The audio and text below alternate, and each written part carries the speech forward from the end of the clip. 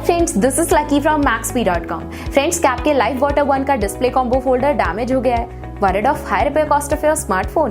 Don't worry, you can now buy high quality replacement display combo folder for your original Lyf Water 1 at a very affordable price from Maxbhi.com and can fix your phone yourself at home or get it repaired by any professional very easily। जी हाँ दोस्तों, आप हमारी website Maxbhi.com से अपने Lyf Water 1 का नया display combo folder खरीद के बहुत ही कम दामों में अपने फोन को सही कर सकते हैं। This display combo folder is a 100% genuine quality product which works similar to your original product with a perfect fit for your Lyf Water 1। इस डिस्प्ले कॉम्बो फोल्डर को पहले हमारी क्वालिटी टीम द्वारा चेक और इंस्पेक्ट किया जाता है और क्वालिटी एश्योर होने के बाद ये डिस्प्ले कॉम्बो फोल्डर आपको भेजा जाता है। साथ ही साथ लाइफ वाटर 1 का display combo folder Maxbhi trust replacement warranty के साथ आता है, जिससे आप श्योर हो सकते हैं कि प्रोडक्ट खरीदने के बाद आपको कोई भी परेशानी नहीं आएगी। फ्रेंड्स, Maxbhi.com पर ऑर्डर करना बहुत ही इजी और सिंपल है।